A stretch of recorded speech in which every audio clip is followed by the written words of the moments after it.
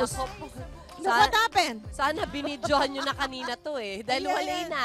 Doble ang serving na to, sarap. ah. Doon po tayo matitikman kasi natin ngayong umaga. Yan ang tinatawag nilang bagneta. Abay pata na, bagnet pa. Saan ka pa?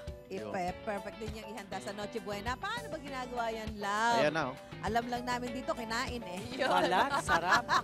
Paano ba kinakain yan? Ano namin? Paano yan ginagawa? Kanya-kanyang sausawan eh. Oh. Natawa ko nun.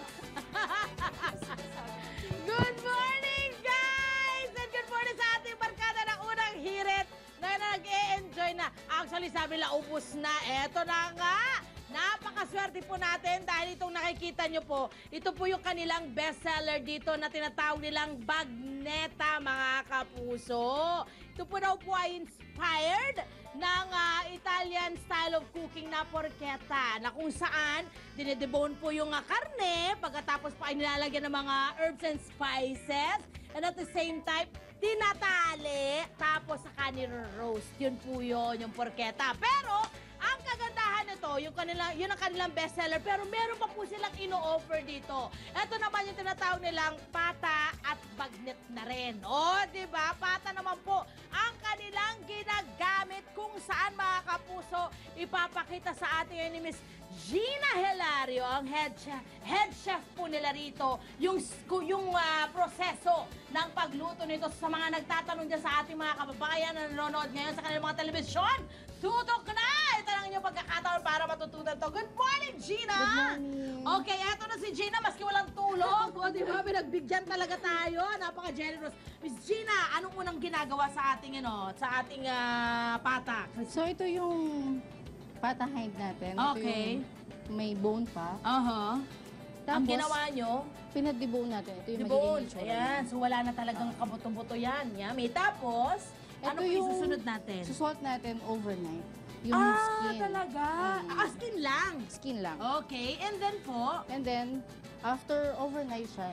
ilalagay mo lang to sa ref. Alam mo Sa kung ref. yung ating mga kababayan yung nanonood ngayon, Sa ref i-ref lang. mo lang siya. Sa ref Ayan, okay, ang susunod natin. And then, ito na yun. Pagka tatanggalin natin yung Asin? salt. Oo. Ito na siya. Ayan. So, Diba? tingnan natin, ipakita lang natin yung wala nang boto, o, di ba? Mm. So, ang sarap nito kasi parang may litid, may taba, merong laman. Ayan! Di ba?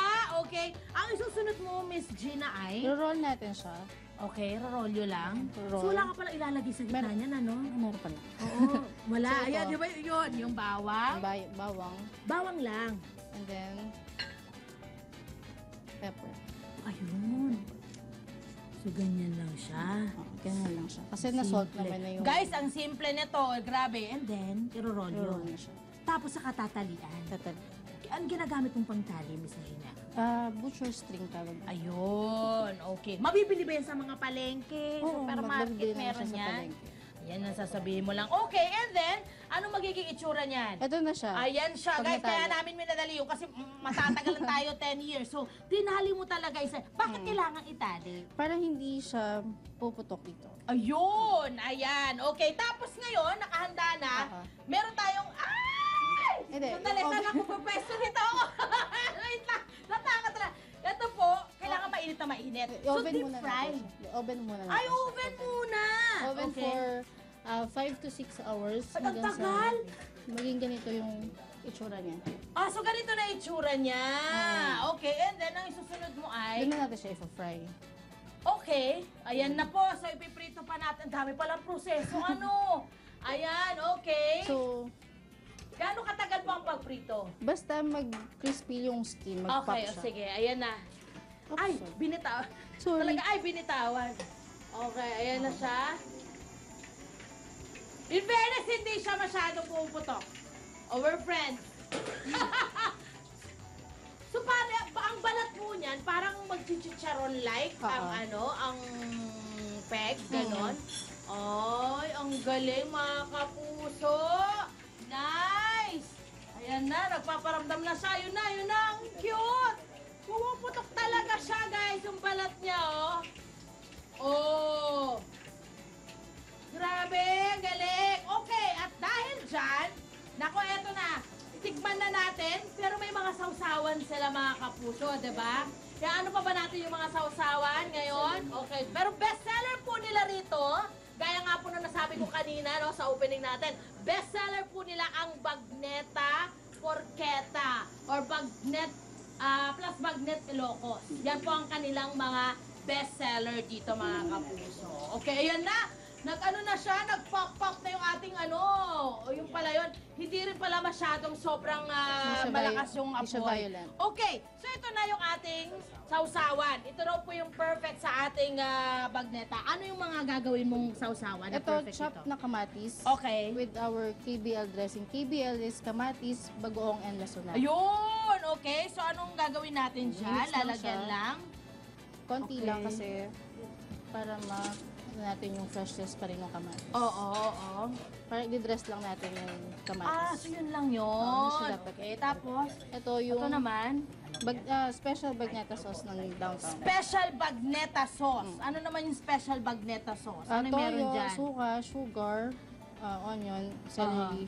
Ayun, celery. Yes. Dito sa sauce na nilagay yun o nandito mismo? Nasa sauce na siya. Nasa sauce. Ang dami yun, taray. Okay, and then our- ayun, ito, papakita natin dito, madam, para makita nila yan. Our Ito very naman, own papaya, atsara. oh, yan. Ito naman yung kanilang atsara. Papakita ko sa inyo para makita nyo. Ayan!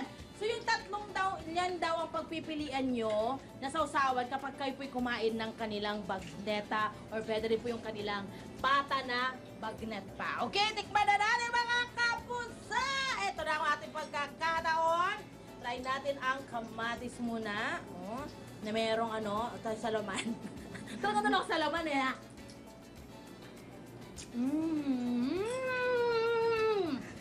Ang sarap! Ang sarap! In fairness, ang lambot nung laman. Chewy. Crunchy. Yumminess. Makakarami ka ng kanin nito mga kapuso. Pero mamaya pa! Ako, bukod po dito sa akin nilalantakan na magneta mga kapuso, mamaya marami pa po silang ino-offer na ibabang dish. Kaya kailangan tupo kayo dito lang po kung saan panalo ang Pasko ng Hirit. Maraming salamat, Miss Gina. Thank you po. Chef Gina, actually. Yow!